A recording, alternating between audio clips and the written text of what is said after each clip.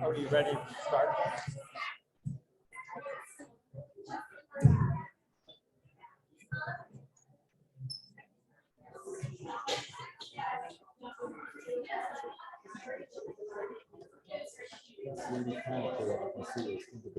There's one over there too. I don't need it yet. I just got.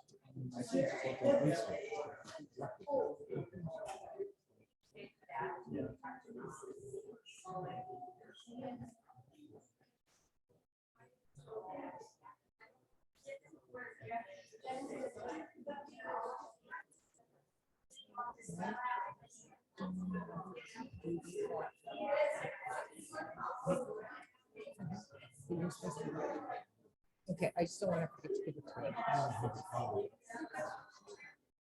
You asked me to read it first to see if Oh, you have it right. Okay.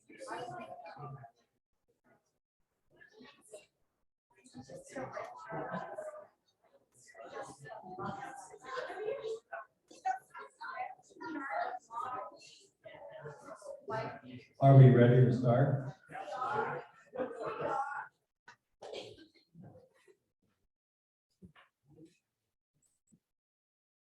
Okay, I just wanted to know if you guys are keep busy enough today, or you want to add a few more things.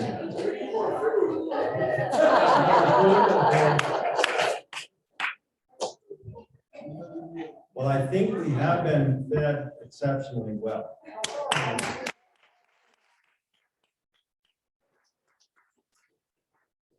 When I leave from home in the morning, I take my peanut butter and jelly sandwich with me in my lunchbox and spend the day, so it's been a lot better lately. Tomorrow, it's just to Medora at your convenience. And on the way, you're going to go through Amadon. That's the little town that Julie was referring to last night as where the talent shows were during the Slow County Fair. And it also has the distinction of being the smallest municipality with a county seat in the United States. I think the population is about 24. 17, I think we saw. 17? I think that's what we saw. Okay. They have a sheriff there that you gotta be very careful. Yeah. You're correct. There is a sheriff that sits in that car 24 hours a day, 7 days a week. And you'll go through there, so if you're speeding, you might get to meet the sheriff. And Medora is, you'll go up to Belleville on 85, 60 miles from Bowman, and then 15 miles to the west. And there are quite a few things that you can do in Medora. It's a tourist town now. And that's, they're going to have the Teddy Roosevelt Presidential Library built there, I think in 2023. And it was supposed to go in Dickinson, and somehow it ended up in Medora. They also have the North Dakota Cowboy Hall of Fame there. There's family relatives that are inducted into the North Dakota Cowboy Hall of Fame there. And it's a very nice museum. The Chateau de Moore, are you guys familiar with that? A French nobleman came over and built a beautiful home for his wife, and it's a museum now. And it's right at on your way up to the amphitheater. So if you're looking for things to do, I don't know, do they have their water park complete? I don't know if it is or not. But They do? Yeah. They have a water park for kids and adults. That's new this year. Miniature golf, an excellent 18-hole golf course. You know, it's in the Badlands, and it's as pretty as any golf course in the United States. It's got a lot of recognition. Chris, let me just say one thing. Lois Carroll wanted to go to the Bowman Museum. I don't know if any of you want to go or had a chance, but I looked up the hours, and it is open tomorrow from 9 to 5, not open Sunday. So we're gonna go at 9 o'clock just so she can go to the museum. So letting you know, just that's the little Bowman Pioneer Trails Museum. Where is that at? Oh, No, it's a block off. Do you know where Bowman Western Lumber used to be? it was the old lumber. Yeah, it was the old lumber. Bales furniture. So east or west. East. It's East not of Main Main. Street, you will see it. So go a little south of the post or north of the That's post. the Yeah, it's just a little money. Food stall. Nothing. I It totally is a agree. very well-attended museum, and I heard many good things about it. You bring your own snacks. Yeah. So let's talk about gathering. Yes, that is my next goal. Tomorrow at 5 o'clock, we are supposed to meet up at the amphitheater. And that's where the production is tomorrow evening. But Teresa has the tickets, so Teresa will be up there near the ticket area, and you'll see it when you get up there. And she will give you your tickets for the evening. We're all gonna try to sit together. And they generally recognize families, family reunion type situations there, so. So Linda and Julie, hoop it up. I don't think you had to say that, Mom. Yeah. Okay. Oh, also Badlands Ministry Bible Camp is on about 4 miles south of Medora. They traded land with the golf course and then have a nice facility. That's where we originally were gonna have our first 1 or 2 reunions that got postponed. And it's a beautiful facility, and just because of the year that we are having, it couldn't be prettier. So if you're looking for something just to drive down and view the country, it's a nice drive. Okay, I have nothing else on the agenda. I know Bonnie will have a few things that she will want to say. Can I just add, on your way to Medora, you should stop at the Theodore Roosevelt National Park, that Painted Canyon lookout. Okay, thank you. Because, I mean, if it's as good as you say it is this time of year, it would be gorgeous, and it would be Yeah. nice. It is, the Nice last candy. time Teresa and I Just were a there. overlook, Yeah. it's well marked. Painted Canyon overlook to pull in. There Scenic may be byway. a buffalo or two. They Scenic were byway. right, they were out the day we were there. They were right in the most. Wild horses. And they have a bunch of wild horses in the park also. And Yeah. prairie dogs. Yes, Yes, Uh, I way love the too many prairie wild dogs. horses. you can't take your guns. I'm all right, yes. Anything else that somebody wants to add? Our family got a real compliment. I went in to talk to the caterers. And I said, is there anything else that we can do for you? And he said, oh, this family has been so fantastic. He said, my family has a celebration reunion in 3 weeks that I'm catering. He said, they won't do anything. And then he turned to me and said, "Hey, could you come and boss?" Maybe I said.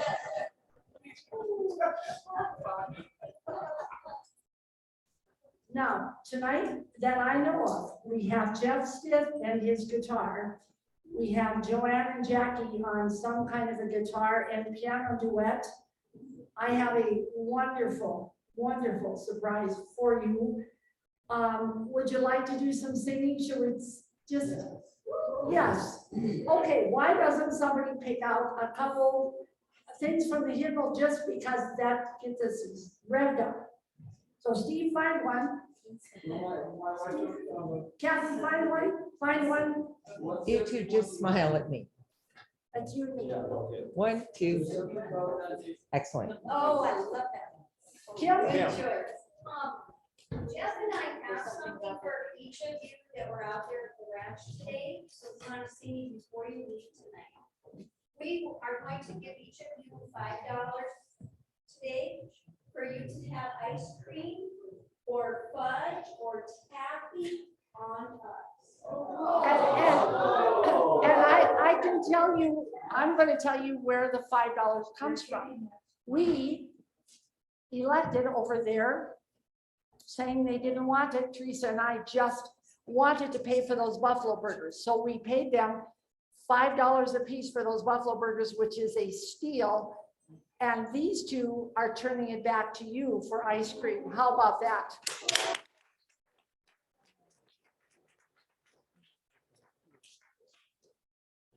The worst part about Dave Bowman can't eat ice cream because of his diabetes, so I don't know what he's gonna do. Yeah, But, Oh, okay. yeah.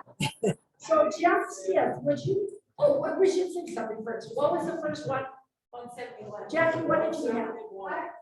171? Yes, I like 170, yes, 171. Okay, we're 11. Good.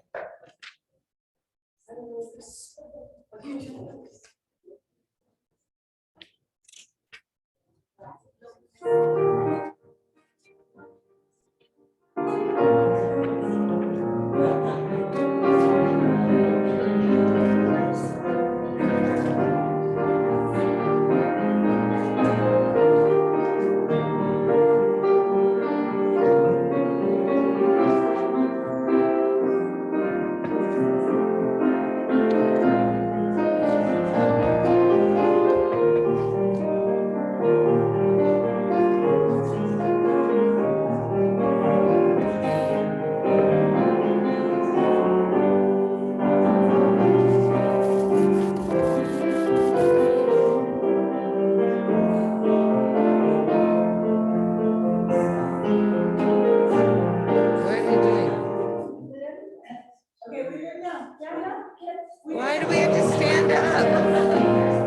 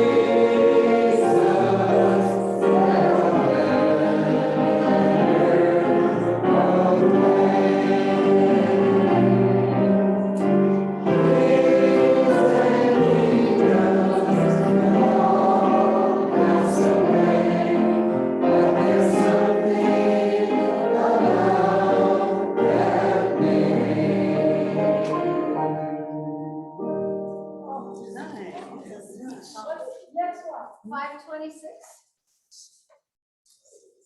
Can't hear you.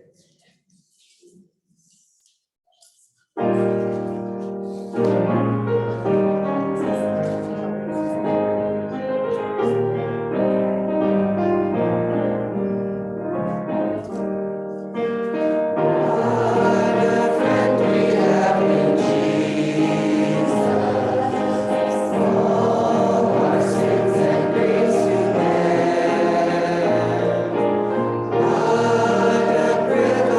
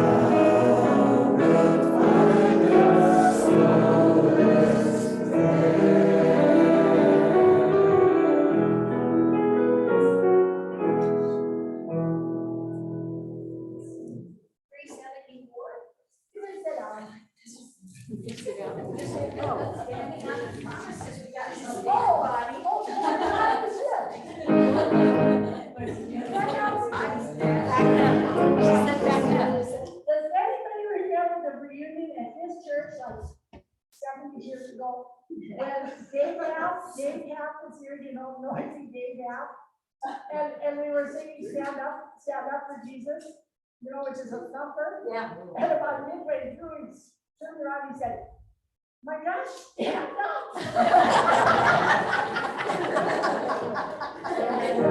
Stand up for Jesus. Come on, what is this? Stand up for Jesus. It's a really good hit.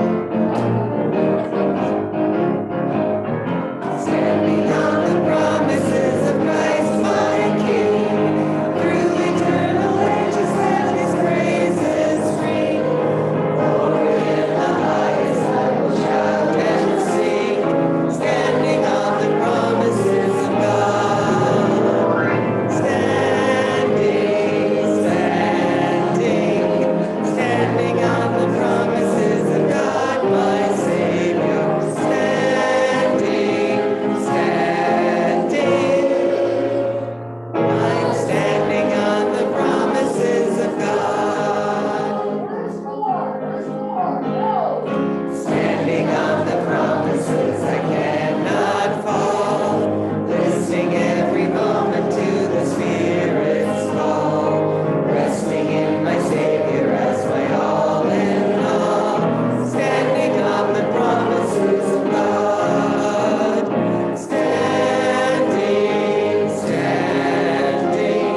Standing on the promises of God, my Savior.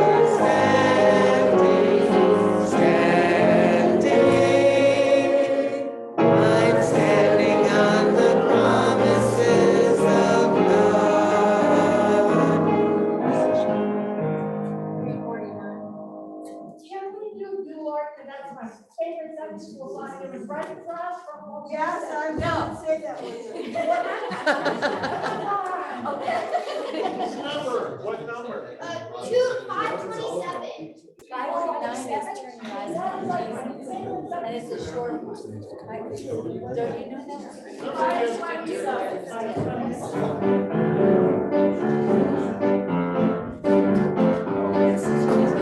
Twisted this.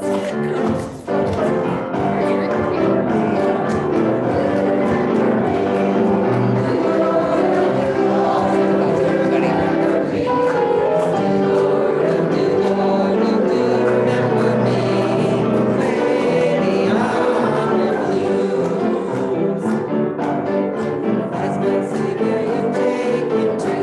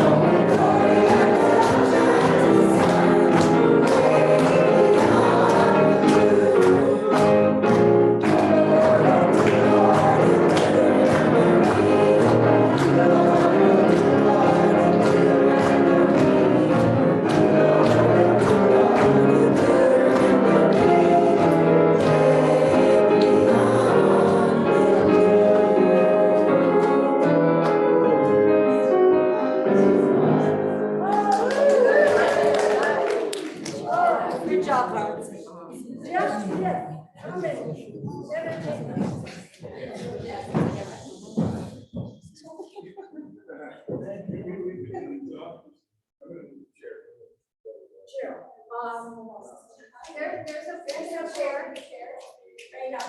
There's one behind the piano as well.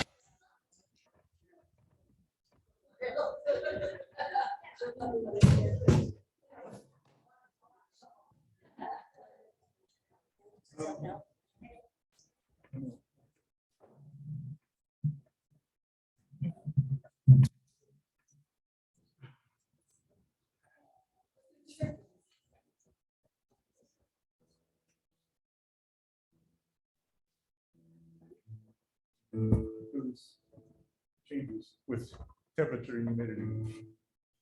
It's singing.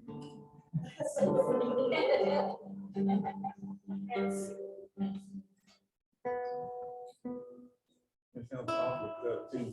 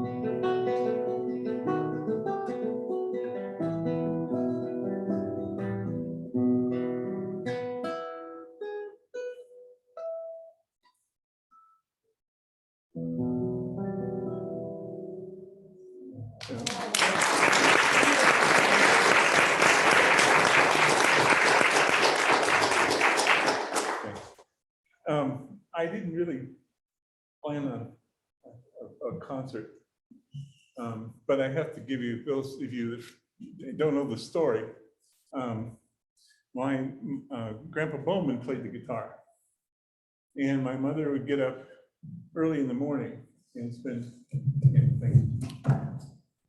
So Mom would get up early in the morning and spend time with her dad, which was a real special time, and she loved to hear him play the guitar.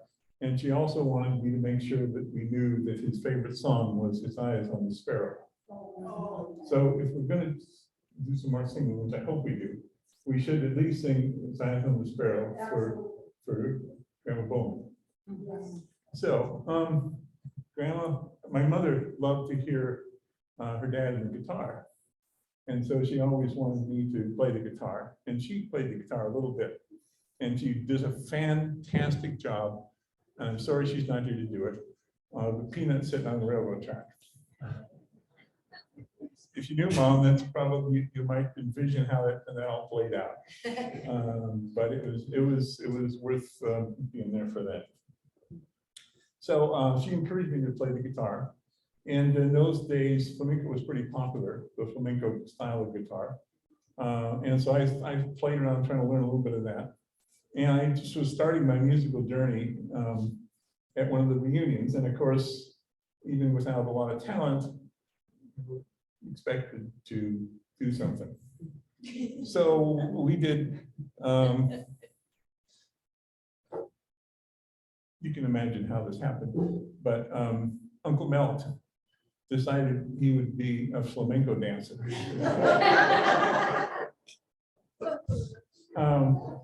And I don't know if those of you remember that, but I tried to do the best I could, and he tried to do the best he could. And I think he was a better dancer than I was a player. But it was pretty memorable. And so it was one of the, I think it was more memorable for the audience and for me actually. But I haven't forgotten that. So here about 20 years ago, my wife took me to see a flamenco guitar concert by a renowned flamenco artist, Rene Heredia. And Rene was the principal guitarist for Carmen and Maya, and also played for several other places. He played on Carnegie Hall for a bit. And she bought me 3 lessons, and we just kind of kept working with him for a bit. So I've learned a little bit about flamenco since then, and I want to share a little bit of it with you. It is really a different musical style than we're used to in Western music, because a lot of it is taught by oral tradition, and they often teach just do what I do and play by ear. And so it's a little different. There's not a pedagogy. It's hard to find teachers and training in the same sense as classical guitar. So the piece I just played, the romanzas, is played in elevators and everywhere. I hear it a lot, and that's a classical piece. But the flamenco has, it's got such a tradition in the gypsy heritage from Spain, and it has a lot of influence from the Moors, that sort of thing. So there's a lot to it, but they have a bunch of song forms that are there, and so so there's one song form that it kind of goes like this. It's like a 12 beat sort of thing, goes.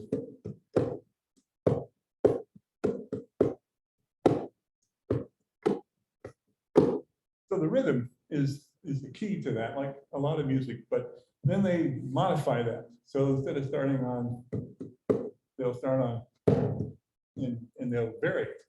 So it has a different sound. And the people that are really good at that can make the rhythm sound so much better than those of us that are still kind of learning it. And it's hard to learn it in the same way as you learn classical guitar. But I thought I would just try to give you a couple examples of it, if I can. You know, I still talk. Okay. But, I can hold it. Talk and play very well. I'll just hold it and then I can Well, he sing. wants to talk. I know, Sure. then I'll hand it over when So, you. yeah, I'm gonna just try to say a little bit about the soleares, which means solitude, and the famous flamenco guitarist Sabicas used to say this is the mother of flamenco, for what that means. So it's that same.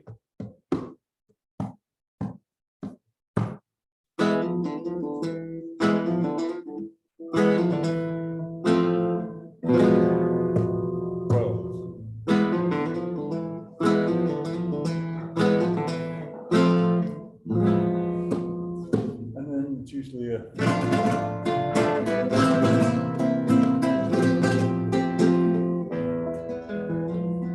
so that's always almost there.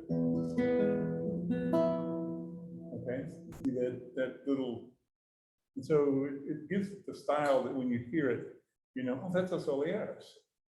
Okay, and then it usually has a slow piece.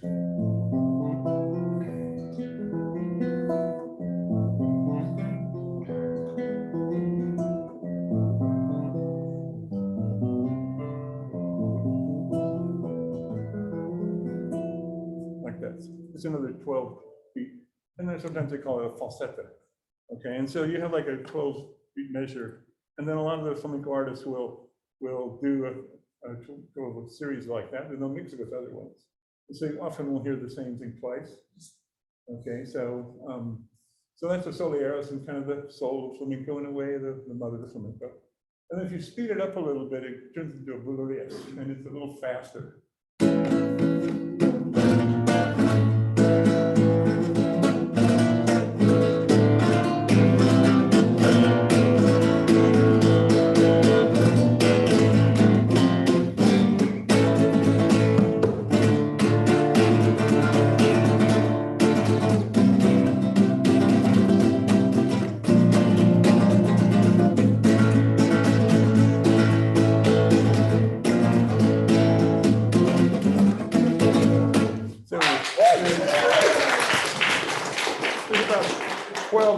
approximately. So that's called a boulerius, and it's done really fast, and you can do a lot of really fast finger work with that if you're good at it. Then there's a bunch of other stuff. There's a faruka, which is sort of like a Francis. And that goes kind of like.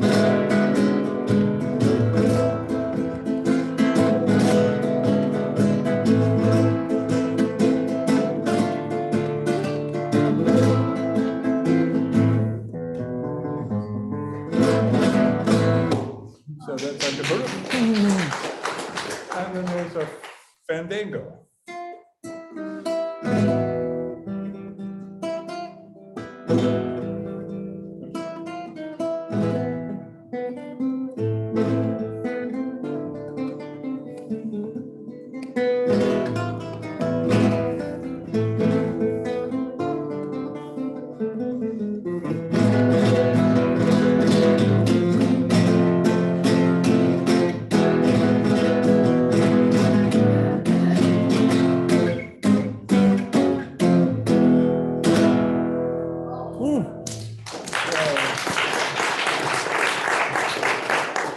Anyway, so that's a few of the song forms that you see, and there's dozens more. And they all have their history. They come from different parts of Spain, and they have different traditions. It's been fun to at least learn a little bit about it. But Mom encouraged me to study the guitar. And she bought this guitar for you. I think I mentioned that last time I was here. And so I haven't played a lot in front of audiences. You're the biggest audience. Thank you very much. And I'll leave the guitar case open on the way out for a suggestion for improvement. But I did have a special audience with that, is that when Mom was in the assisted living and the nursing home, I would play for her. And so it's kind of thing I did for Mom. And there's another song for you. I can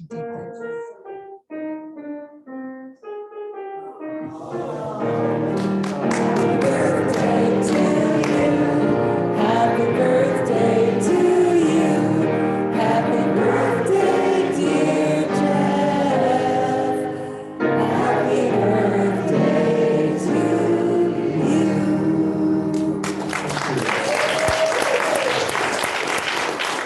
And we share birthdays together in the future. Oh, fantastic. Thank you, Jeff. Thank you. Oh, fantastic. I have a question. Did any other family ever refer to white horses and Grandma Bowman? In our family, I have no idea where it came from, Lois Carol, you see if you know. If we'd see a white horse, Daddy would always say, there's a white horse for Grandma Bowman. Did anybody else's family say that? Well, when we were going to we were on the Griffin Road. Did you see the first two horses we passed? Yes. A completely white horse and a completely brown horse, two of them to the right. Did everybody see them? And I just had the absolute strongest thought that there was something with that white horse, because that white horse watched every car go by. I'll just leave it there.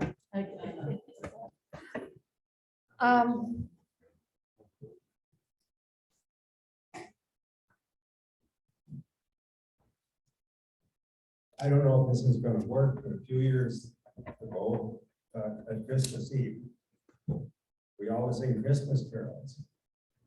And we were blessed that night to have Kirsten's family there. And Amina, would you like to come up and sing a song for us? Bonnie would play for you. Would you sing a Christmas song? A Amina? Christmas song, whatever you want to sing. Okay, well, you can think about it.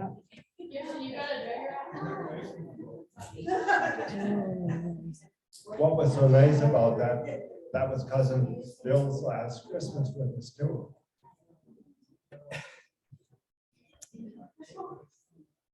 Well, we'll let her mother work on her.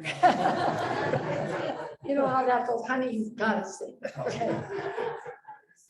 I asked Kirsten, she thought she might. Yes, yeah. Kirsten, she can think about it. And- Okay, I want to know if you remember the story from the cemetery that I told today about Uncle Albert. And how proud he would be that tonight his grandson is being named president of Uncle Albert's Bank. Do you remember that story? Yes. Well, we have another story that is really, really special. Ronald has exactly the same situation. Ronald has a grandson that graduated from high school this year that is going to be a music teacher. And he's going to sing for you tonight. He's also going to sing tomorrow in church. But Zach Lunde, you come up. This is Renee's oldest child. And he has been in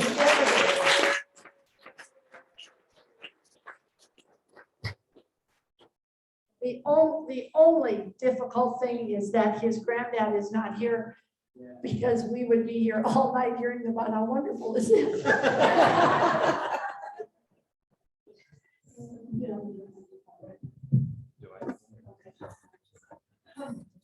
I will say that.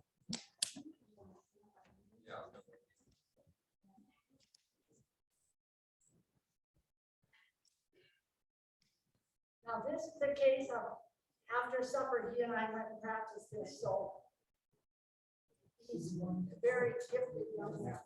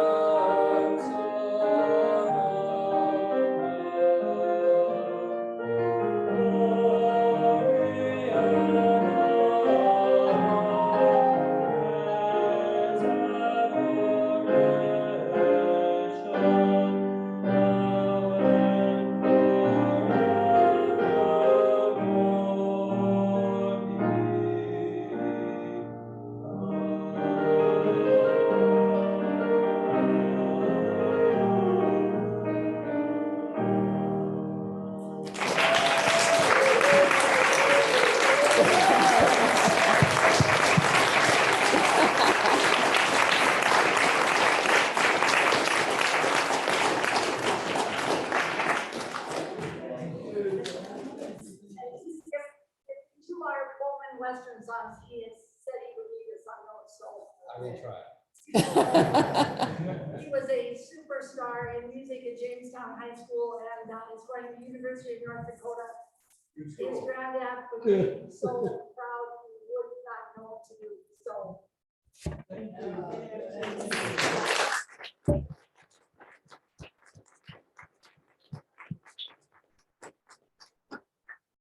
Joanne and Jack, would you come forth for us?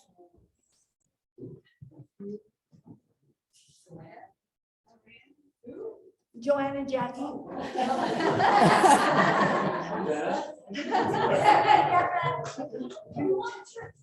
No, I don't think so. Okay. John, you want to chair? Yeah. Okay.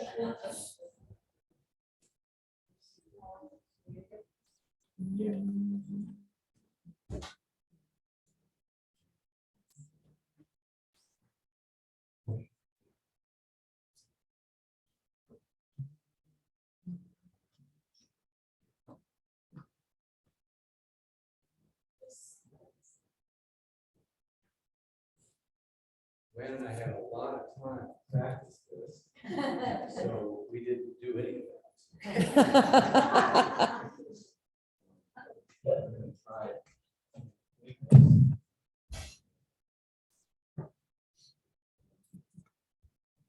Paper here, the chance, Joanne has never seen. We are winging it.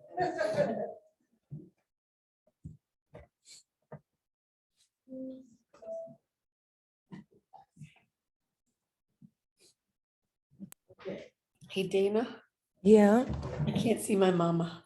okay, I'm getting to it.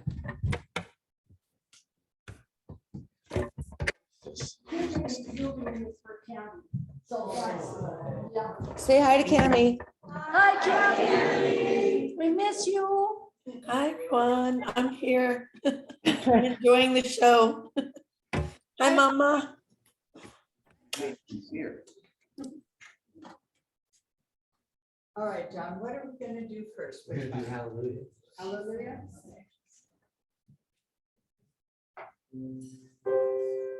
I need to just get used to the piano a little bit.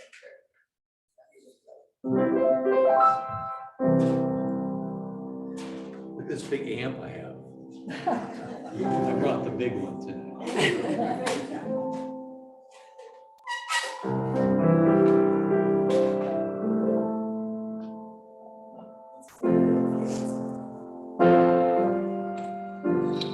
This is an intro, John.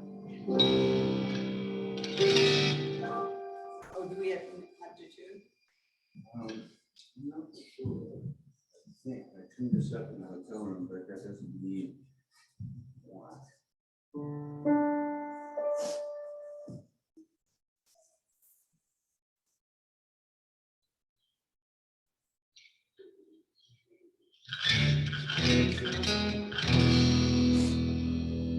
I do have to tell you, I tried to convince John to bring the guitar that he built himself. It is the most beautiful instrument I've ever seen, and he made it himself. Oh, wow. Yeah, so you'll have to go see that on your own. Next reunion. Yeah, that's the next reunion. And we'll go with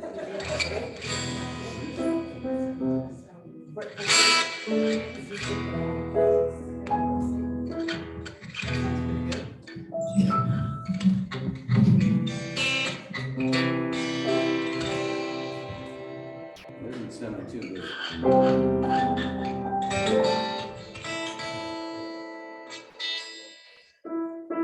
Give me a second here with the tuning. It's in.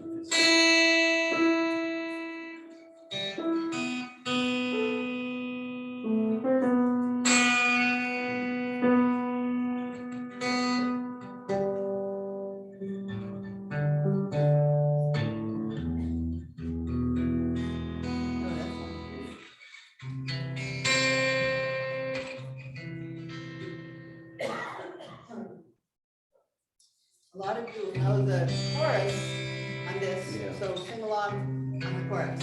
We didn't bring all the words, so. Yeah, this will be a sing along in the chorus. You all know the chorus. It's one word. I don't think I need the mic. John, somebody cut off your guitar. Pardon me? Somebody cut off your guitar. It's worthless, yeah. I'm just playing soft right now.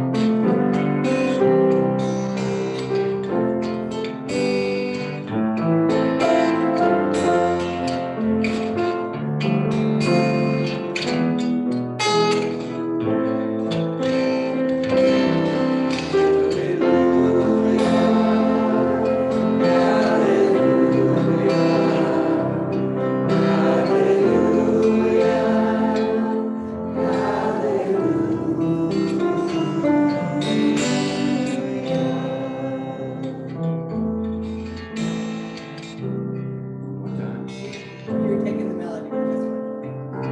I'm doing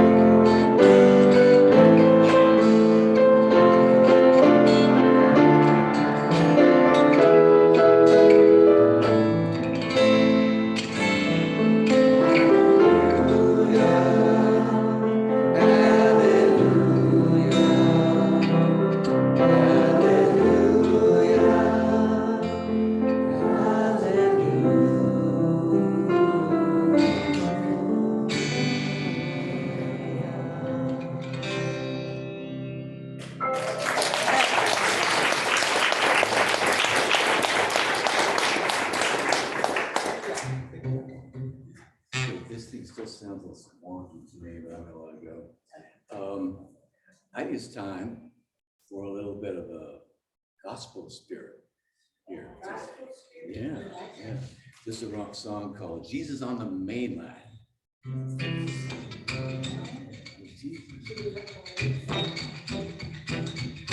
Yeah, you'll hear the chorus. Y'all know the chorus. Jesus on the mainland, tell him what you want. Jesus on the mainland, tell him what you want. Jesus on the mainland, tell him what you want. Just call him up and tell him what you want. The line is never busy, tell him what you want. The line is never busy,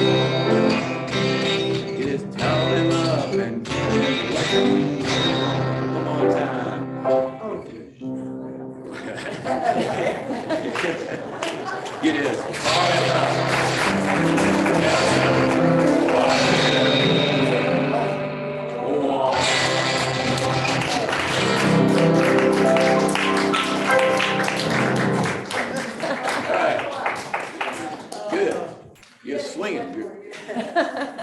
Joanne, can you just stay there and your mom stop? Bob's never heard it. Bob's never heard the mouse song. No. Okay. I don't know how much of a mouse I have left in me today, but we'll give it a try. It's a good thing you didn't play like Rhapsody in Blue, or you'd have had to pull that out for all I these could, years. yeah. Yeah. All right, here we go. Thank you, John, that was fun. Oh, yeah.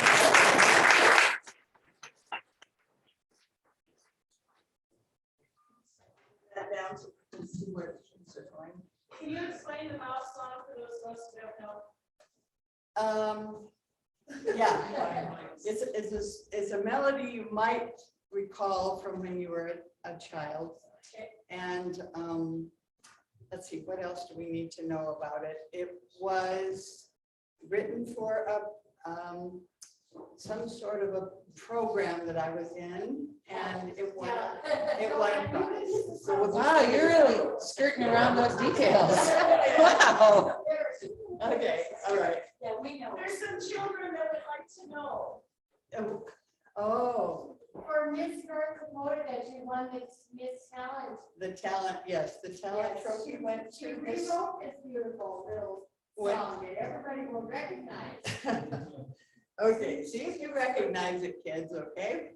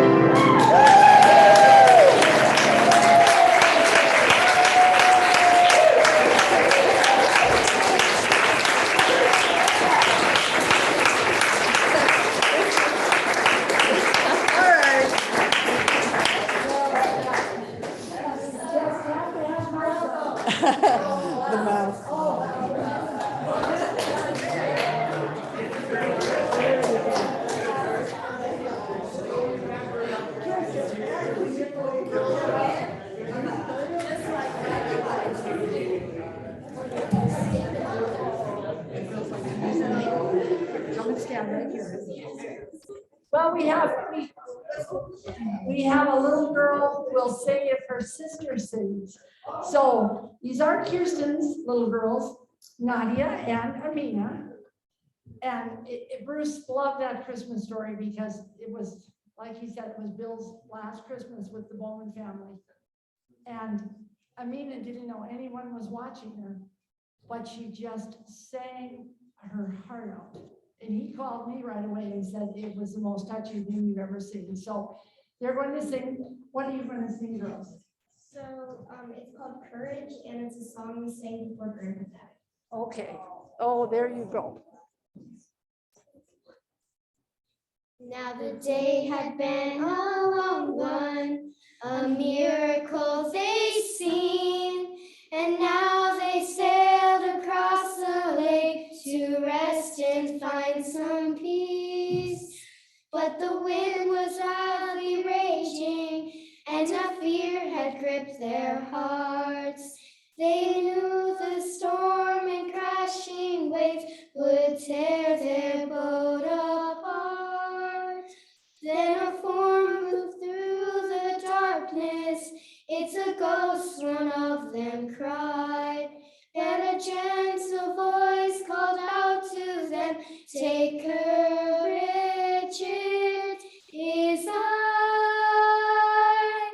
And the master of the universe holds out his hands to me. He beckons me to walk with him across the stormy sea.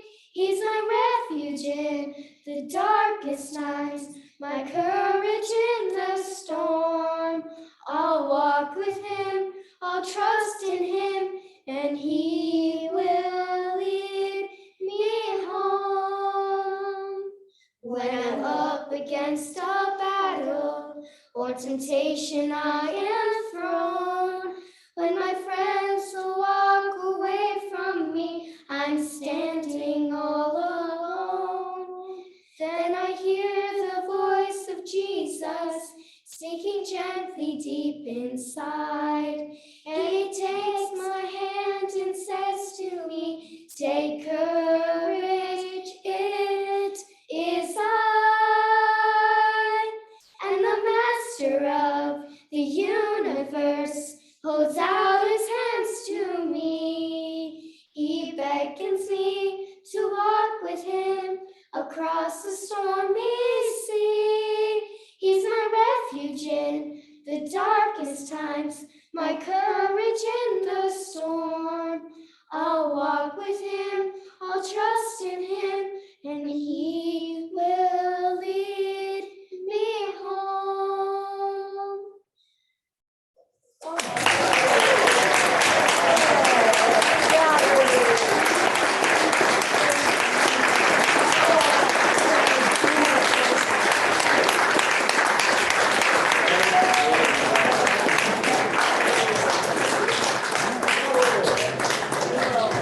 Girls, what grade are you in school? I'm going in 8th grade. 8th grade and You're 5th grade and 8th grade.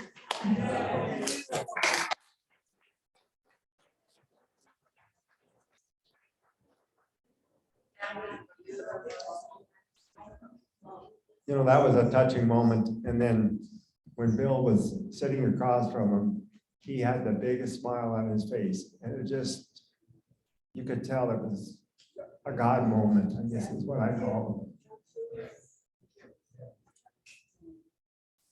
Somebody else?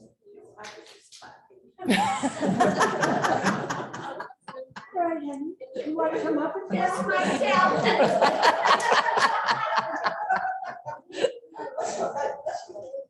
Well, when Grandpa, took the buckboard or whatever to go to John Phillips Sousa. John Phillips Sousa to Dickinson, I just have to think that, a lot of people came, 1,800 miles for this.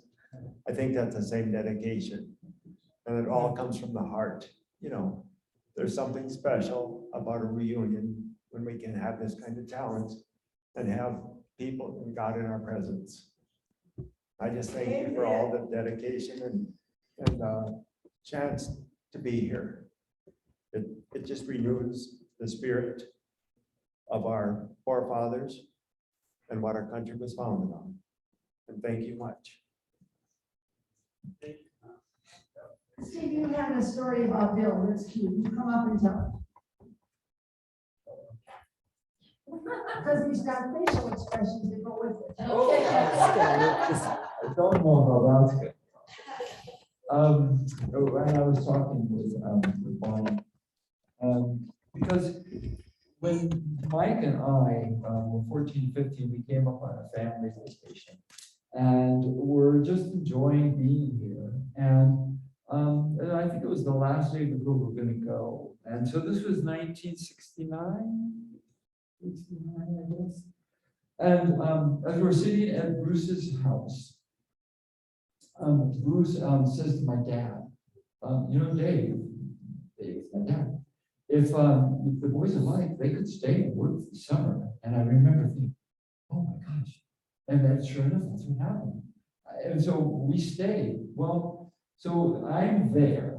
And Mike and I are doing just various chores, sometimes haying, sometimes doing other stuff.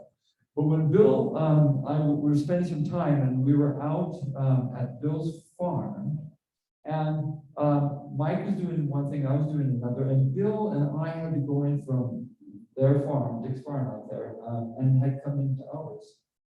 And so, well, actually, I made a mistake there. I drove Dick's car out to Albert's house. And Bill was there, and Bill and I were going to drive back. That's the situation, because I drove the car in, and I was just a new driver. And as a dedicated new driver, as I was driving this car, I was told, always put the emergency brake on after you park your car. So I pulled into the driveway at Albert's home, and I parked the car, and I didn't put on the emergency brake.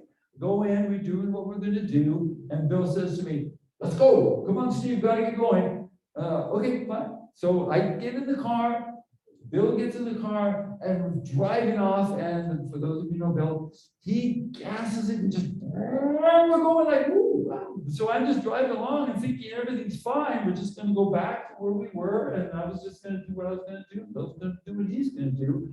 And as we're driving, all of a sudden, the smell of burning, something's going on. And I totally forgot what I was doing, like I hadn't done anything wrong. And Bill says, what is going on? I really didn't know. And all of a sudden, so he just pulls over, and we've gone probably 3 miles. And he stepped on it. So the car was going fast. And he's looking down where he's driving, like, what's going on? I'm sitting in the passenger seat right here. And as he's looking, he looks over at the side, slowly reaches his hand over, pulls the emergency brake, and poof, it releases. And the moment he did that, I remembered, oh yeah, the emergency brake. And Bill was a big guy. And I was a little smaller, but big. And I'm sitting there and I'm looking at Bill, and Bill's looking down here. And as he releases, he slowly turns his head and looks at me because he knew I had driven the car out there. And if you remember Bill had a very steely gaze. If he was not happy, he looked at me like, but he didn't say anything. And as he looked at me, I remember thinking, and I didn't say anything either, but of course I'm thinking, oh, I'm sorry. Of course, why would you put an emergency brake on? You know, the dutiful training that I'm thinking in my head.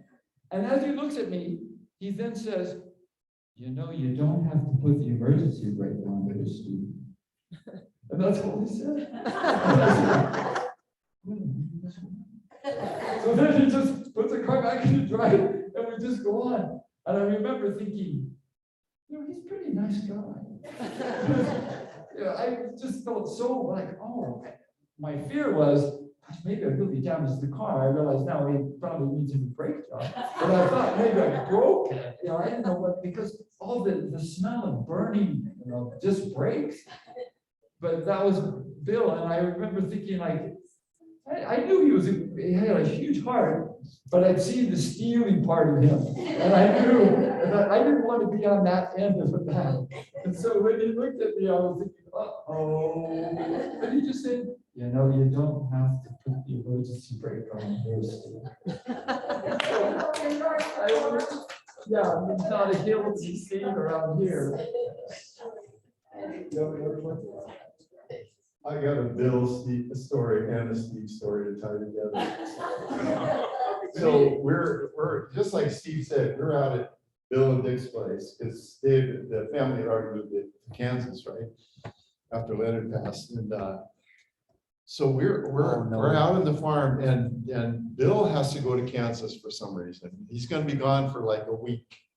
So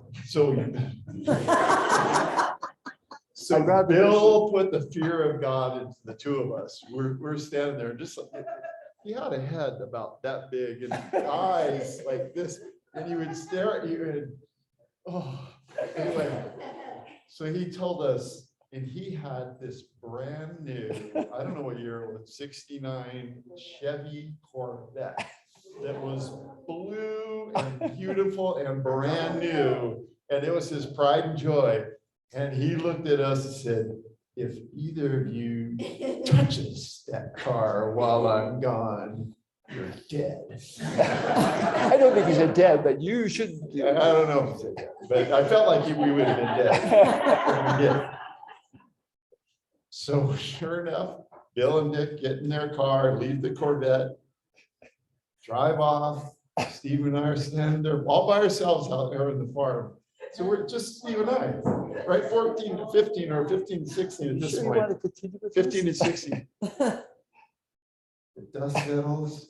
Steve goes walking over to the house. Where are you going? I'm going to get the mail. What do you mean you're going to get the mail?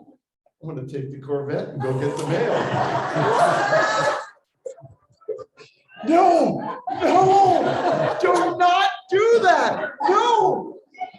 Yes, I am. Sure enough, I know with nothing to do with it. I went to the other side of the yard and did something, I don't know, and sure enough, starts it up. I see the Corvette goes down the road. And I am just terrified.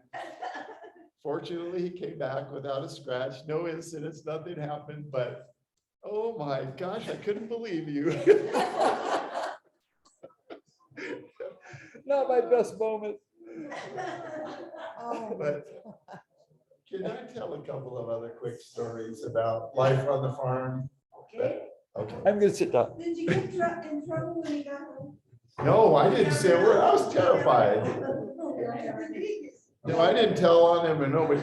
Years later, at one of the reunions, when I don't know, 2 or 3 ago, when Bill was there, I told him that story, and he just laughed. I did. Yeah. You weren't there, so I could get away with it. And he got a chuckle out of it, but didn't kind of okay, you know. But his story tied to Bill. He had me summer fallowing, and he had Steve painting Fred Hanson's barn right across the road from them. The Hansons lived next door. We would go over there for meals, and he had me I was summer fallowing, and Steve was painting the barn, and I was in the air conditioned case tractor driving, tractor. That's all I wanted to do, I just wanted to drive equipment. And Steve's painting barn out there in the sun, and it's sweating. And not only that, he got electrocuted because he's up a ladder, aluminum ladder, painting, lost his balance and grabbed the closest thing he could, a live wire. Not only once, but at least twice. I know it was twice, maybe more than that. Oh, I learned my lesson, then he's out there again. Whoa. But so I'm out in the field now.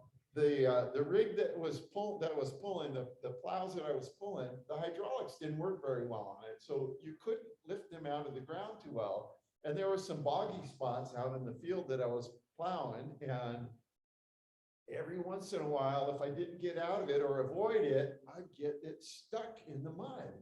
And Bill had showed me how to get out of the mess. I had to unhook the rig behind me and then drive out and then get to the side and hook it back up and then yank it out at an angle. It was like, I can't believe this is what I do, but I had to do that a couple of times. But the first time though, when I was out there, he showed me how to do it, and he had me, so he was hooking it back up and showing me how to hook it back up. And this case had a hydraulic clutch, didn't have a pedal clutch. It had a hand clutch right here. And so I was backing it up, and Bill was going to drop the pin in to hook it up to the tractor. And I was stuck against a rock or something. I just couldn't get it to move. And I only had to move it about 3 or 4 inches. And Bill's down there, he's just waiting, and he keeps looking up at me. You're like, come on, kid, get this. So I just give it a little more clutch, and it lurches a little bit. And I thought I cut his fingers off. And he's holding his hands, you know. Oh, he looks up at me with this big head, those little eyes. Oh, I thought I was dead. I lived. But fortunately, he kind of got it, you know, and we got it hooked up, and I did the job. And actually, he later on said you did a great job, Summer Fallon. So I felt pretty good about that. But the funny story was the first year. I don't know if you guys recall when Bruce and Teresa won the Rancher of the Year award for Bowman County, I think it was. So I sent an email kind of hinting at some of the tricks that Steve and I had played, or not really played, but when we were out working on Bruce's farm. And there was one day when we had Bruce asked us, okay, we're going to move cows from one field up north of town. We're going to move it back into this other field. We're going down the road and through a gate and out into this other field. And one of you is going to be able to be the cowboy, either Steve or I, and ride along and rustle cows, you know, and be real cowboys. And I'm like, yeah, that's what I want to do. And the other one got to drive the tractor with Chad farmhand rig on it, which lifted the hay. I mean, you guys probably all know this stuff, but it's got this hydraulic with controls for these forks that would lift the hay up and drop the hay. And so Steve got the job of going out. He had to walk out across the pasture. I don't know, it was probably a mile out or something, and drive across the creek, up the creek, and down the creek, out across the creek, and then up and bring it into the yard because they're going to do some maintenance on it. I was out riding horse, and they gave me, they put me on Blue. You put me on Blue, which was Albert's best horse, and just a great horse. But you know, I had only ridden a horse 2 or 3 times in my life before that, and Blue knew exactly what to do, and I had no clue. And so Blue was just like all over the place, and I'm trying to control him and stay in control. And dear Uncle Albert was just over there, get out of there, get out of the way, get over there, go back over. Now you're in the way again, get over there, get behind me, get over here. Oh, you're in the way again, you know. And I was just kind of, so I stayed like 30 yards away in the back, sat on the horse. I was bored to death and kind of angry. And the saddle was kind of a, wasn't smooth leather, and I was getting saddle sores. Anyway, I look over, and way out, this little figure's running across the field. Like, who's that? It's Steve. I'm gonna go swap jobs with him. I'll let him be the cowboy. So I hated being a cowboy. So I go riding over there, and I'm riding along, and Steve, I'm getting closer and closer to Steve, and he's running along, and he looks over and he sees me, and he starts veering away from me. And I'm like, no, Steve. And he sees me. And he's running as he can. And then finally I get up to him. He goes, I can't do the cowboy. I got it. You got to go back. You go back. Okay, so I ride back. And so come to find out, Steve had gone down the creek with the tractor, with the farmhand on it, or that rig on it, and drove those forks into the creek bed and going up the hill. Drove over the farmhand, those forks buckled under and the front wheels kaboom came down on it, broke the linkages on the farmhand. And Steve was crushed. He didn't know what to do. I didn't know why you were running home, but anyway.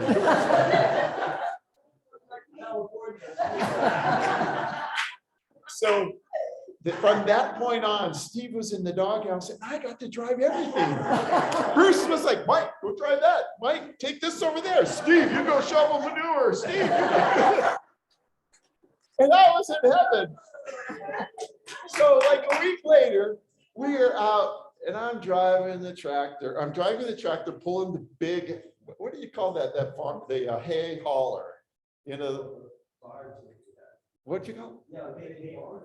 The big hay barge. And he would put the hay in loose. And then Steve and my job was to get in there, move it into the corners, keep chomp it down. It was like 180 degrees in there, no wind because you're in this big box. It was miserable work, but we loved it because we loved Bruce and the family. And so I'm out in the prairie, right? And I'm driving tractor and I'm 14 and I'm like driving along. And then all of a sudden, out of the ether comes this ear-piercing, crashing, crushing noise. Ow! I step on the clutch, I step on the brake. And I look back and there's a telephone pole pointing kind of down at me at an angle. And I just, that's what I thought. And sure enough, I had caught the very back end of it's kind of at an angle. I wasn't paying attention at all, but I was driving and caught the back end against that telephone pole. And we wound up cracking the horizontal member, the wooden support of the back end of that thing. And Bruce had to get it fixed. So we broke the farmhand, we broke the hay hauling equipment. Next year, Steve and I are like, what, they're never inviting us back. And so sure enough, actually they did invite us to come back, and we did the other jobs. That was the year we went out to Dick and Bill's place and did some other things. And then we hauled for Sherman. Jeff and I and did Sherman haul bales and stuff. And I'm trying to remember what my point was, but we broke all of his equipment. Next year, we drove them into the 20th century is why I look at it. They bought a Heston Stackhand. Didn't need no Californians out to drive it. Didn't need any Californians putting hay in it. It just rolled up the hay, put it in this big loaf, pressed it down on all sides, and dropped it off in the yard. And we weren't needed anymore. But that's why we were painting, summer plowing, and things like that. But anyway, it was 2 amazing summers. It was very wonderful.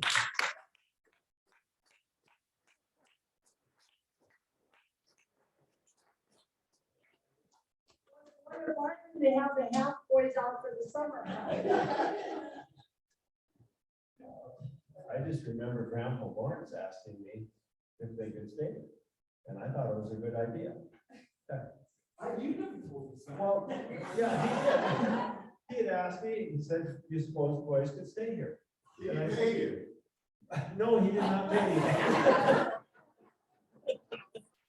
Yeah, you know, but no, I don't remember all of that. I tried to put it out of my mind, I guess. Yes. Well, my son Dwayne, when he was a junior at Augustana, had called home and he said he had an opportunity to go to work. He has a business degree from Augustana, and he had a chance to go to work for a corporation, to go to spend a couple months, I don't know what it was. And so I called Mike to ask him to come out and work for Mike. So he did. And we told him to get even, but I don't know. But I remember one evening night, I go to bed fairly early. We get a phone call about 10 o'clock at night. And I'd been asleep and it was Dwayne. He says, you and Mom and kids want to go to California. Mike and Jill have a condo over there. Why? Yeah, Hawaii. And I said, yeah, we'll go. Never thought another thing of it until Joanne called back a couple days later and he said, have you done anything towards getting a ticket or getting ready to go to Hawaii? And I said, no. I said, were you guys serious? Mike's already got a car rented. He's got a condo for you to stay in. So I went to the bank where Susan was running a little travel center. And she says, well, if you buy your tickets today, you get a discount. Tomorrow they go up a buck. I had to make a decision. I would have never gone to Hawaii, except all this was falling into place. Yeah, go ahead, we'll go to Hawaii. One thing I learned in Hawaii, don't play Trivia Pursuit with Karine. Men against the women, I think we must have played 10, 12 games. We didn't win a one the way I remember. We would get the sports once in a while, we get that question. Karine would get everything, you know. Wasn't any fun. You know, does anybody else have anything they want to say? We've got nothing planned, but good fun tonight. And, Are we gonna have some more time to do this? It's just the last night. Well, this is the last time we can, well, it's the last time we would be here. And just out of curiosity, how many of you are going to be here on Sunday? How many of you will be here Sunday? Okay. Sunday morning, yeah. Sunday is, you know, the reunion is sort of over tomorrow, but Sunday people, many people are staying. We'll get something put together. It won't be here. I'm sure we can't ask that again, but we'll get something figured out. Get pizza or get, you know, so that we can gather and have one last something. Parade in town, it's driving nuts on Main Street. Yeah. Parade at noon. The parade for the Bowman County Fair is at noon, which is delightful. And the afternoon is yours. There's things going on at the fairground, but we will try and get something. We can figure something out. We have will. tomorrow to work on We'll get something figured out. But you know, I'm going to state the unspoken here. And I know this is a real dire thing to say, but I did say this to somebody today. I said, do you understand? If we don't have another reunion, I will probably never see you again. And you know how that works. This person lives way out on the West Coast and I'm in Minnesota and we've got to get together. You know how that works? You don't. You often don't. Okay, well, then let's have another reunion. Yeah, but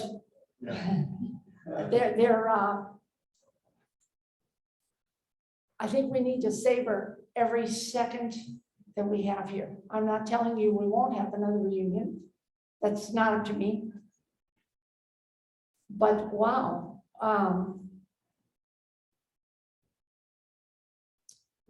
One of the second cousins said something really, really meaningful. I'm going to say, Beth came up to me today and she said, we second cousins don't know what to do. She said, we love these and we come along for them, but we don't know what's going to happen to these. Well, what is? You know, what is going to happen? I don't know.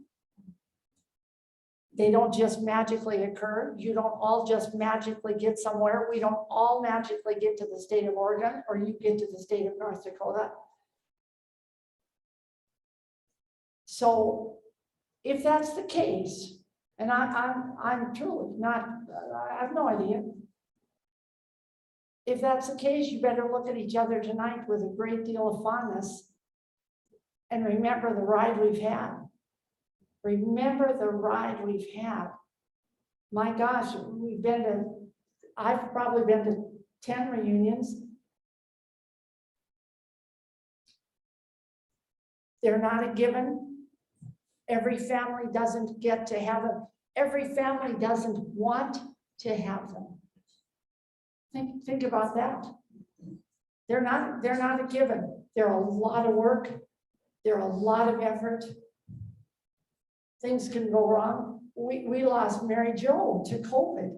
I don't know if you're aware.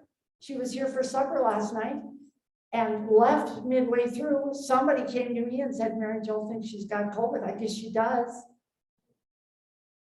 Life is real fragile. It's delicate and fragile, and you can't just say, oh no, I'll see you, we'll be together. I don't know. So here we are. Look around and look who we were gifted with. And if this is the last ride, it's been a fabulous ride. And if it's not, saddle up and come to another one. Keep it right in horse vernacular. You know, I don't know what to say. It's the question on everybody's mind. Jeff Stith said, maybe we could have expanded banners. Okay. You know, gosh, I do what I can with the banners. Nobody seems to be jockeying to take that over. Anybody want to raise their hand and say, gosh, 2 years, I'll plan a reunion? Nobody can compare right how you put things. I just have to give you kudos for doing what you do, because you just write so eloquently.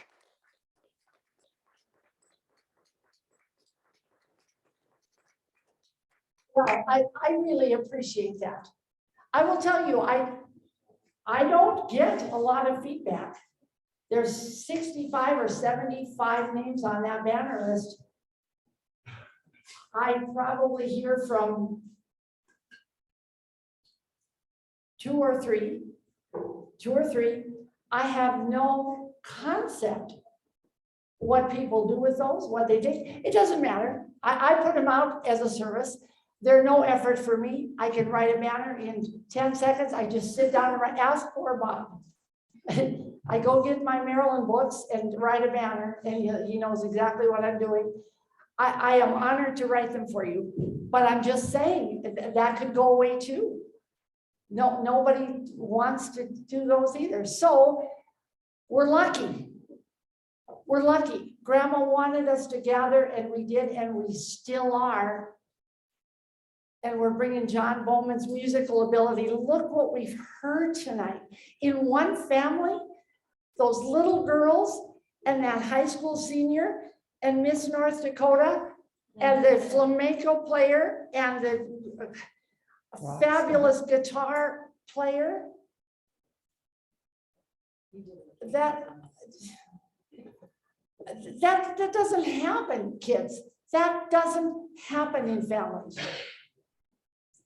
The caterer was not wrong. You are some family. He wasn't wrong. I'd like to see the number of families that would file in here after a meal and put forth what you people have put forth. I really would. I'd like to see it. Well, I'm looking at it. And we're gifted. And for those people that aren't here tonight, whose hearts are breaking, Dick is bleeding inside over this. Seth was supposed to be here. Seth's wife and 2 babies, and Greg and Kim Ann, and Mary Jo, who may be sitting in a motel in Bowman, North Dakota tonight, somewhere. I don't know where they are. I haven't heard anything. Tammy. Yes, we have, someone has spoken with her. I just don't particularly know any particulars, but Tammy. Tammy's waving at you right now. Oh, honey, yeah, this is not how you want to go to a reunion. She's had her tickets for. Well, now you're just looking at the carpet. I had it in a good spot. Sorry, honey, it's a kind of a floral pattern with a little. Love the carpet. Yeah. Love all the pieces. Keep going, Bonnie, you're on a roll. So I didn't mean to drag us down, but what I'm talking about is the reality, and you all know it. I'm just the only one saying it. Everybody out here knows what I'm talking about, and we all have that same concern that when this wraps up, whenever it does, whenever we all say goodbye, which will be Sunday night for many of us. We're not guaranteed tomorrow. We're not, and we're not guaranteed banners, we're not guaranteed reunions. But we're lucky because we know it. So Let's plan the next one. look accordingly. Look accordingly at each other. Or you want to say something? Jeff, do you think that the ad market is okay us being here again Sunday? I don't see why not. I was gonna mention that. Yeah. It's not a long-term solution, but I don't know why we can't do something right after church. Right. Or put it in a trade and then come back or something. There's nothing going on. Well, if the Methodist people can somehow make that work, we will. Bruce and I had talked about getting pizza, maybe people throwing in $10 or something. There's a pizza place here in town. We cannot do anything more to, impinge upon this. Well, we don't have a caterer. We're on our own, so I'll text Pastor. we'll see. We'll see. Susie, did you want to say something?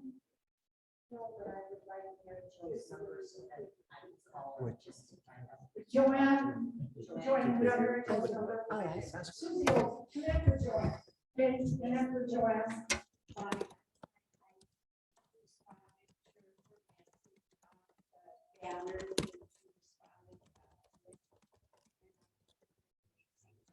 Okay. Joanne, we'll connect with Joanne.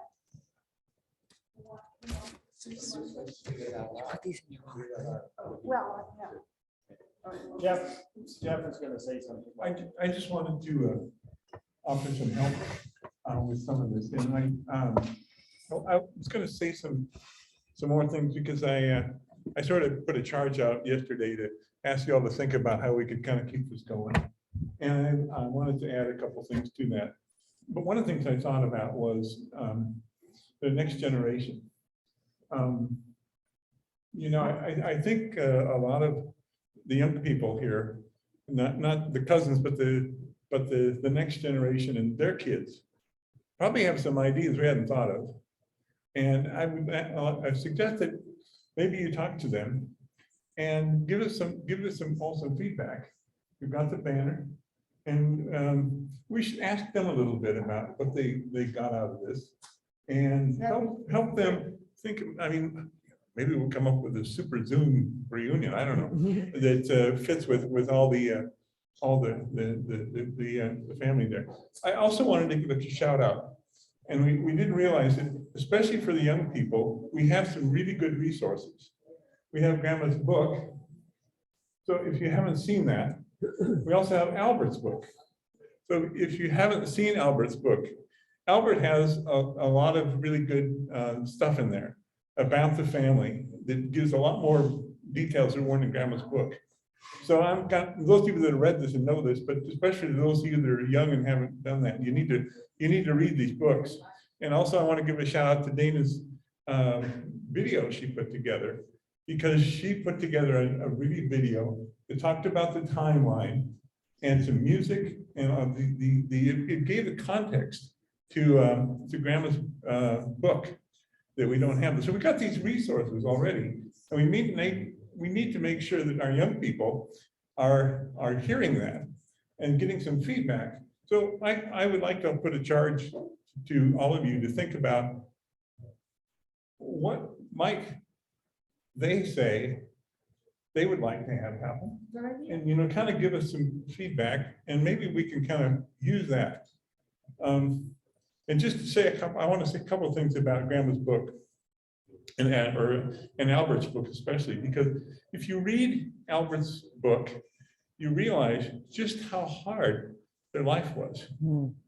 My goodness, I did a little math. I do that on the side, and I figured Grandma Bowman was probably pregnant for 14 years. Really, Yeah. so that we could all be here. And then when Grandpa Bowman died, she worked really hard in Bellingham just to survive. And she did odd jobs. She worked hard. She baked, she cleaned. She worked on Christmas Day. Yeah. Worked on Christmas Day at the Leopold Hotel to make a little extra money when Granddad was sick. So it's a very important story that the people learn, the younger generation learn about their heritage. But the other part of that story is that when Grandma got Social Security and she moved into her little house next to Uncle Glenn, she was pretty well set up financially. And we knew her for like 25 years. After she lived with Glenn, she lived in the Four Freedoms house and she loved it. But Mom, when all of us were over there a lot, she had a wonderful retirement age. And she got to see a lot of her family. She got to go to reunions. And so she lived after the hard times. She had some really good times. And that's important when we think about the hard times as the good times that were there. And the thing is that we may not always have these good times. We've just been through a pandemic that killed more people than the Second World War, Americans. And so these good times aren't always guaranteed. But when you look at Albert's book and you look at what's written there, you look at the hard times they had, and you realize that hard times are not bad times with the family. So, That's excellent. Thank you. I just think one we ought to do is talk to our kids. I'm gonna go show my granddaughter Charlotte the video when she comes next week. And let's get some ideas. And maybe we can even start this before we leave. We don't have to finish it, but let's give you some help with this because it's a lot of work. But I think our young folks are up to helping us kind of keep this going too. That's great. Thank you. Thank you. I think we all, go ahead, Joanne. Well, I just heard from Mary Jo, so I don't have a phone number for her, but I have my text to me. And Joanne, put the microphone up. I told her, Mary Jo, that everybody was asking how she was doing. And she said that Mike had only one bad day, which would have been yesterday. And she said, I hope that I will be like him.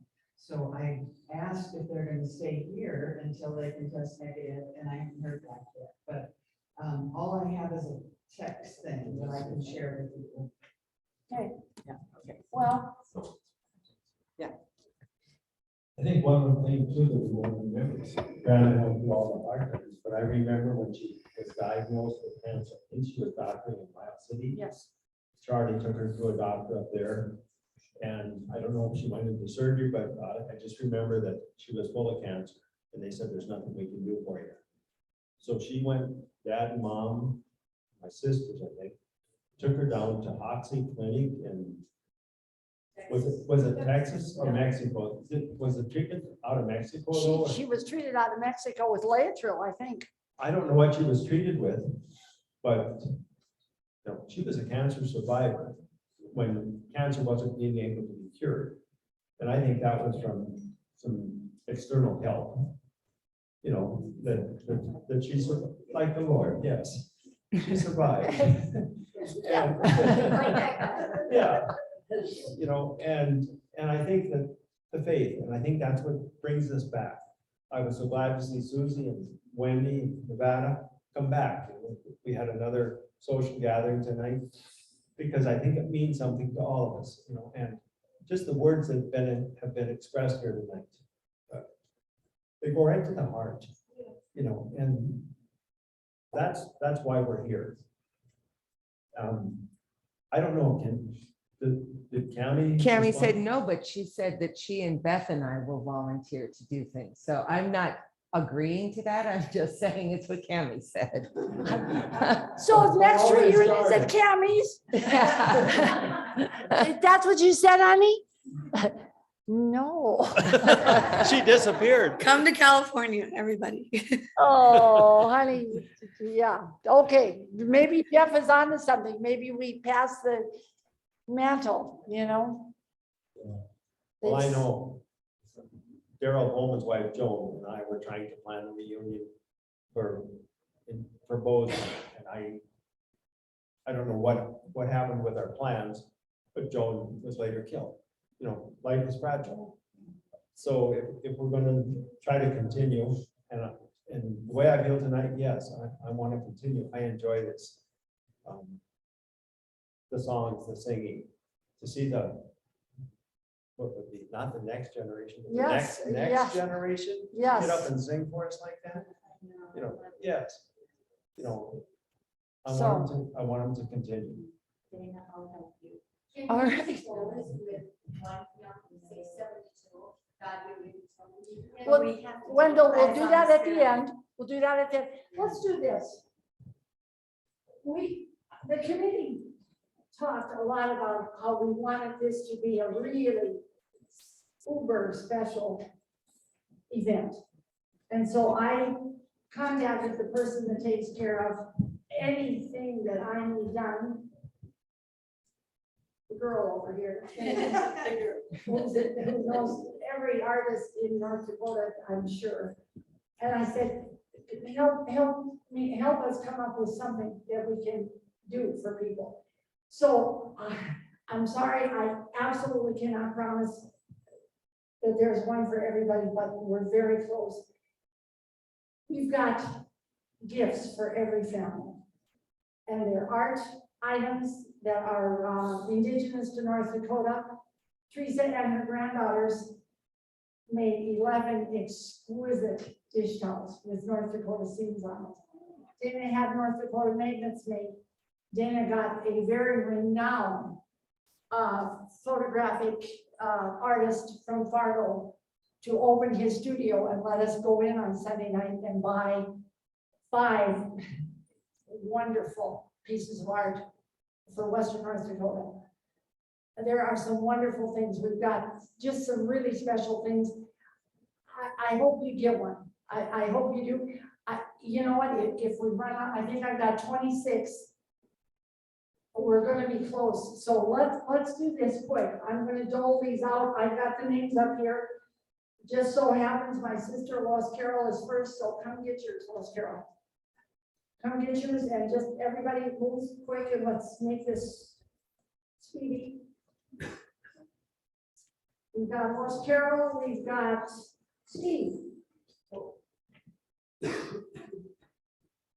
We've got Mike. Really good speed. Orpha. Good speed, speedy answer. And go ahead and open these, they're exquisite. We've got Renee's family. Kristen's family. Allie's family. We've got Joanne. Joanne. That's Joanne. Joanne.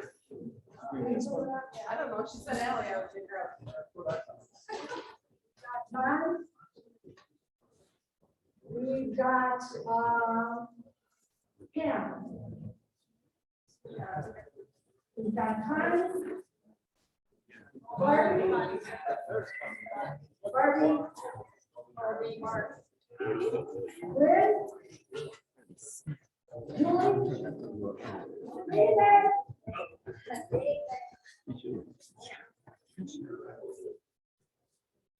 Jeff Bowman.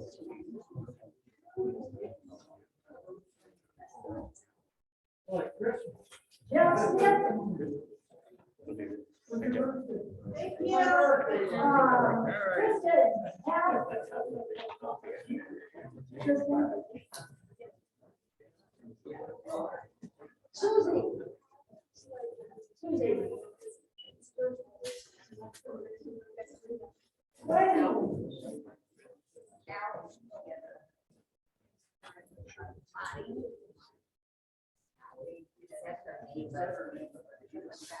Who? Oh, Ellen.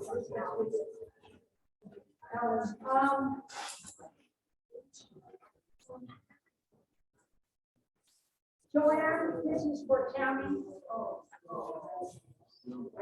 This is your gift, Cammy. Thank you. Thank you for thinking of me. No. Teresa and her granddaughters did those fish towels there. It's good. Now, did I get every family? Oh, Cody's back there. He's the Cody. Cody's back here. He's coming this way. Thanks, buddy. Jeff, did you get yours? Did I get every family? Did I? Wow. Well, they came and she did the late work and Teresa.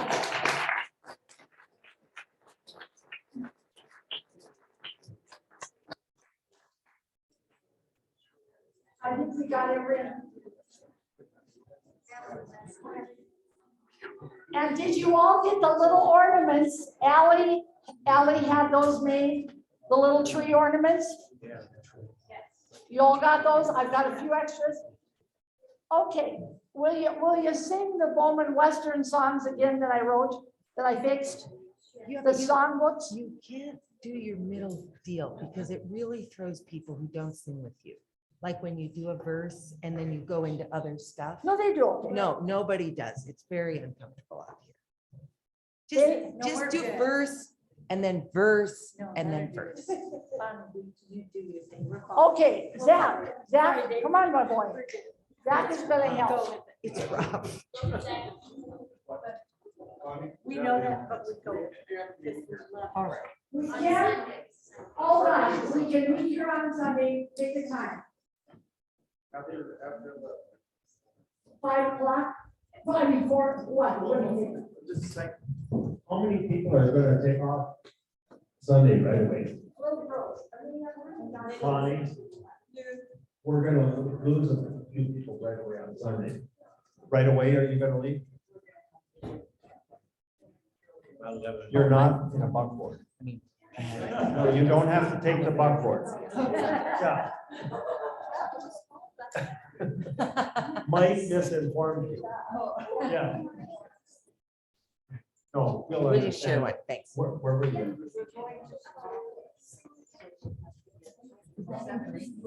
That's a hell of a drive.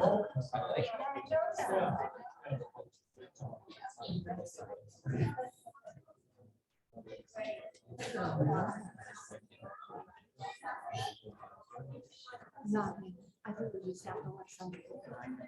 Just if you're gonna. Let's do this, if you're going to leave on Sunday, why don't you tell us goodbye tonight? Why don't you tell us goodbye tonight? And for the rest of us that are here on Sunday, if you'd like to come up to the church at 5. I can make it anytime, but I'm trying to accommodate anybody that thought they wanted to leave. Why are you doing it so late? We're gonna meet tomorrow, yeah. Tomorrow's the door. Right. We're talking about Sunday.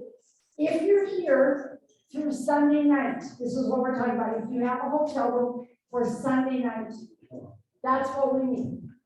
We will find a way to gather. Are you gone? Gone. Okay, David's gone. How many of you are gone? Will not be here. Okay. Do you know what time you're gonna leave?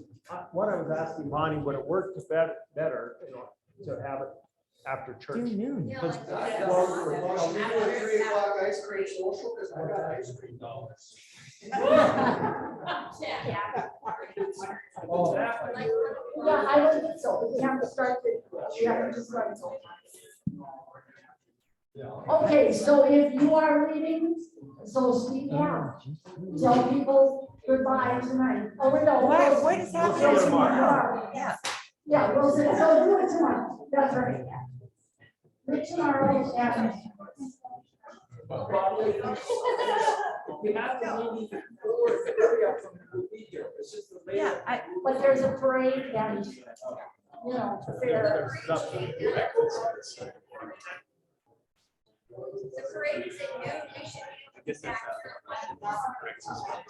You could just make a decision and tell her that's what is happening. You don't need to defer. The parade is Great. Okay. The parade is at noon, and would 1 o'clock work for people to come back here then? Then you can just hang out all afternoon here. Did everyone hear that? The parade is at noon.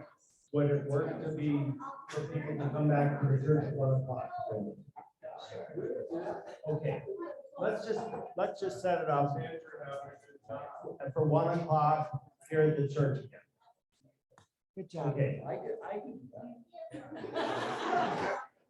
Mike, are you gonna be around here? Yeah. Okay. You gotta take off. Okay.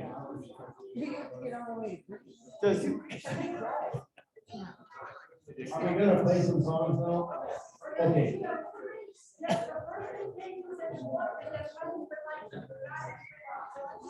Okay, we're gonna.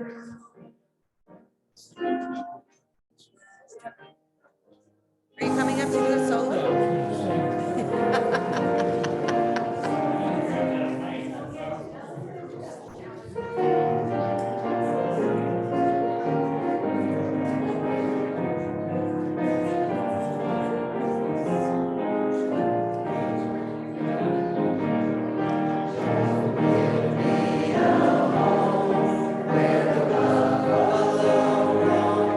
Where the deer and the antelope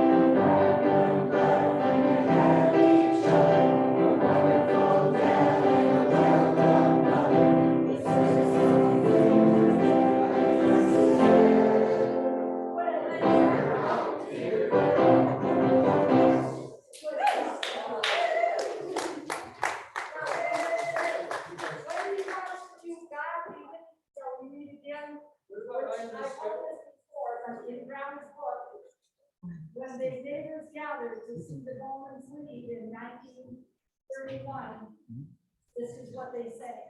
So it's special. Wendy, what page is that? 672. 672. What? Just maybe bring your hymnal and gather up here. Let's get close. 672.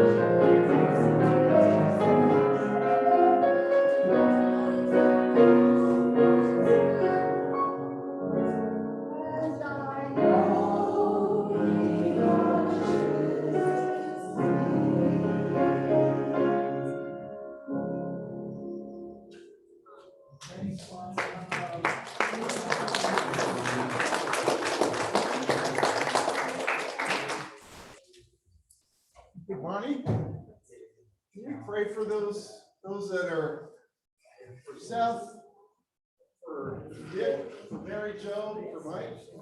Tammy. Great, Jim. While we're gathered, can we just pray for them? Yes, let's do. Heavenly Father, Lord, we are so joyful, Lord, to be together as a family, Lord. We honor you, we praise you. Yes. You are the great healer, the lover of our souls, Lord. You're really the center of our family, Lord. We extol you, Lord. And we lift out some of our family members who are hurting right now and suffering. And Lord, even Seth's life's in the balance, Lord. And we, Lord, we ask your hand of mercy and grace and love upon him. And Dick, Lord, thank you for getting him through the gallstones or kidney stones, Lord. And Lord, keep him healthy, Lord, while he watches over his son, Lord. Just let him love on them, Lord, and let Seth feel his love, and let him know your love as well, Lord, a healing hand of grace and mercy upon him. Lord, and Mary Jo and Mike are in a hotel room now, missing the joy of us being together, Lord. Grace and mercy to them, Lord. Love on them. Lord, let us go and let them know how much we miss them and care for them. Lord, send your love to them as well, and your healing hand to each one of them. Bless them. Bless our family too, as we are not today yet, but just be with us the rest of the time together, and as when we do leave. In Jesus' wonderful name we pray. Amen. Thank you, Mike.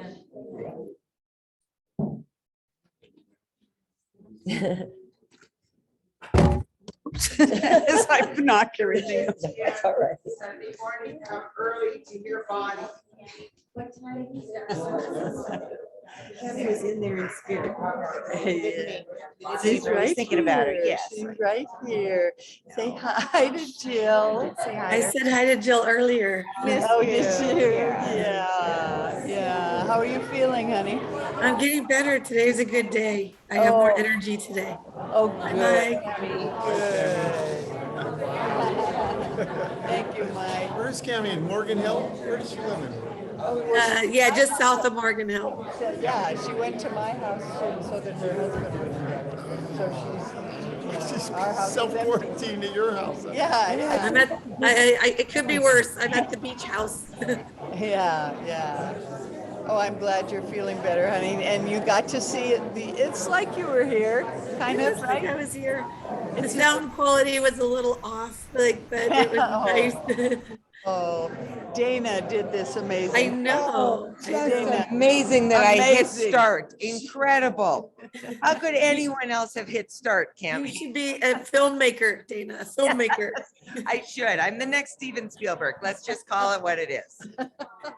I really appreciate it a lot, Dana. I really Yes. do. No, I was happy to do it, Cammy. I'm glad you were able to get on. So- Thanks for hanging with us. Is this a Zoom call? Yes. It's a Zoom call, Yeah. and she's the only Zoomer? Yeah, Oh, but No, Dana's recording it. Dana's recording it. but I recorded it, so we'll send it out. Oh, You okay. can all watch this, you lucky Everyone duck. can watch. All right. Yeah. Glad Tammy's you're having a good riding through time. it. All right. Oh, there's, All right. Hi, Uncle John. who is that? Hello, it's me. It's my niece. Hello. Oh, here, hold on. Hold on. Hold on. It could be worse where I'm quarantining. Pretty. Oh. Yeah. Oh, that's It nice. looks just like Fargo, really. Is Yeah. it just The ocean, the wide ocean down there. So. Wow. Yeah. Oh, Yeah, good, honey. real it's a nice. sweet spot. It's a good Yeah. day. Yeah. Seems like it. Well, All even right, have for fun here- tomorrow in Medora and Yeah. Yeah. keep me posted, Mama. Adora. Okay, sweetheart, I will. Okay, love you. Thank you. All right.